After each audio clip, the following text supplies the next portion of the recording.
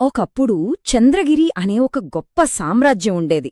దాని కళ, దాని అందం, దాని కీర్తి అబ్బో దేశదేశాలా మారుమోగిపోయేవి. ఈరోజు మనం చెప్పుకోబోయే కథ అదే, ఆ అద్భుతమైన రాజ్యం గురించే. ఆ రాజ్యాన్ని ఏలే రాజు మహారాజు విక్రమాదిత్యుడు. ఆయనొకప్పుడు గొప్ప యోధుడు, ఎన్నో యుద్ధాలు గెలిచాడు. కాని ఇప్పుడు వయసైపోతోంది, కంటిచూపు కూడా నెమ్మదిగా తగ్గిపోతోంది.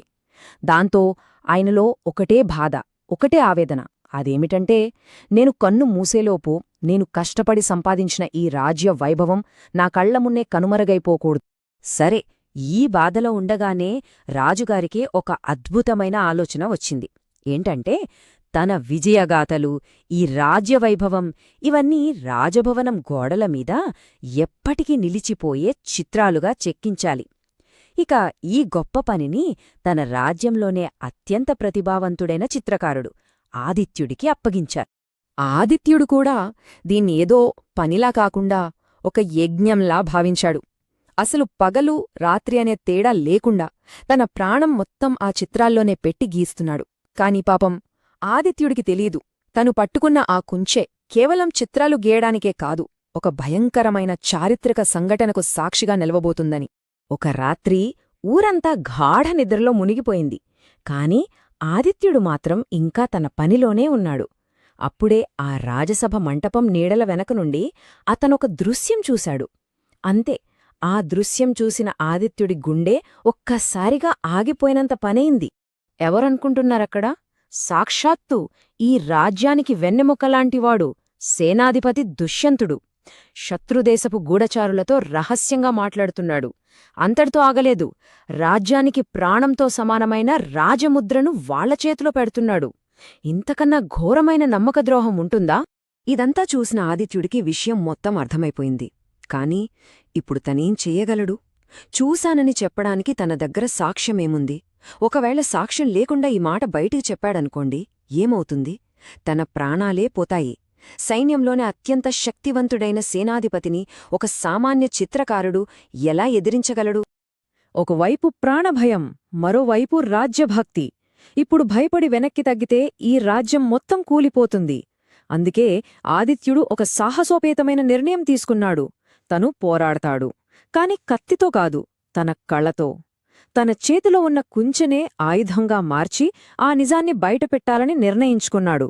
దీనికోసం ఆదిత్యుడొక అద్భుతమైన ప్రణాళిక వేశాడు. ఏంటంటే, అతనొక స్పెషల్, చాలా అరుదైన రంగును తయారుచేశాడు. మరి దాని ప్రత్యేకతేంటో తెలుసా? ఆ రంగుతో గీసిన బొమ్మ పగటిపూట చూస్తే మామూలుగానే కనిపిస్తుంది. కాని పౌర్ణమి రోజు వెన్నెల దానిమీద పడినప్పుడు మాత్రమే దానిలో దాగి ఉన్న అసలు నిజం బయటపడుతుంది. సో ఆదిత్యుడు ఎవ్వరికీ అనుమానం రాకుండా ఆ ద్రోహాన్ని మొత్తం తను గీస్తున్న చిత్రంలోనే రహస్యంగా దాచేశాడు. కొన్ని నెలలు గడిచిపోయాయి. ఆదిత్యుడు తను గీస్తున్న ఆ అద్భుతమైన కళాఖండాన్ని పూర్తిచేశాడు. ఇక దాన్ని ఆవిష్కరించే రోజు రానే వచ్చింది. ఒక పౌర్ణమి రాత్రి రాజసభను చాలా ఘనంగా అలంకరించారు. మహారాజు పక్కనే తన ద్రోహం ఇంకొన్ని క్షణాల్లో బయటపడబోతోందని ఏమాత్రం తెలియని ఆ దుష్యంతుడు చాలా గర్వంగా నిల్చున్నాడు. సభ మొత్తం నిశ్శబ్దంగా ఉంది.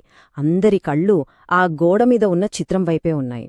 సరిగ్గా సమయం చూసినట్టు అర్ధరాత్రి వేళ ఆ రాజసభ కిటికీలోంచి వెన్నెల కిరణాలు మెల్లగా లోపలికి రావడం మొదలుపెట్టాయి.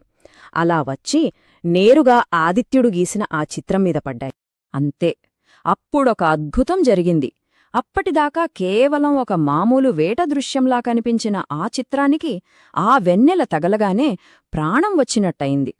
అందులో సేనాధిపతి దుష్యంతుడు శత్రుములకు రాజముద్ర ఇస్తున్న దృశ్యం అగ్నికణంలా ప్రకాశవంతంగా మెరిసిపోతోంది.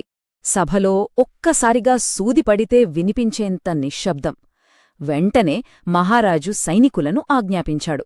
దుష్యంతుడిని పట్టుకుని సోదా చేయగా అతని కత్తిలో దాచిపెట్టిన రాజముద్ర దొరికిపోయింది. చూశారా, ఆదిత్యుడు ఒక్క మాట కూడా మాట్లాడలేదు. కాని అతని కళ ఆ నిజాన్ని గొంతెత్తి ప్రపంచానికి చాటింది. ద్రోహానికి తగిన శిక్ష పడింది. చూడండి, ఆదిత్యుడి కథ కేవలం ఒక రాజద్రోహాన్ని బయటపెట్టడంతో ఆగిపోలేదు. ఈ కథ మనకి ధైర్యం గురించి, తెలివి గురించి, అన్నిటికన్నా ముఖ్యంగా సత్యానికి ఉన్న బలం గురించి గుర్తుచేస్తుంది. ఈ కథ నుంచి మనం నేర్చుకోవాల్సిన అతి ముఖ్యమైన పాఠం ఒకటే, అదేమిటంటే సత్యం ఎప్పటికీ దాగి ఉండలేదు. దాన్ని ఎంత దాచాలని ప్రయత్నించినా ఏదో ఒక రూపంలో ఏదో ఒక సమయంలో అది ఖచ్చితంగా బయటపడి తీరుతుంది. ఒక్కోసారి ఒక పెద్ద నిజాన్ని బయటపెట్టడానికి మనకి కావలసింది పెద్ద పెద్ద ఆయుధాలు కాదేమో, కేవలం ఒక చిన్న వెలుగు కిరణం చాలు. అవును, ఒక చిన్న వెలుగు కిరణం. ఈ కథలో ఆ వెలుగే, ఆ వెన్నెలే అసలైన సాక్షి.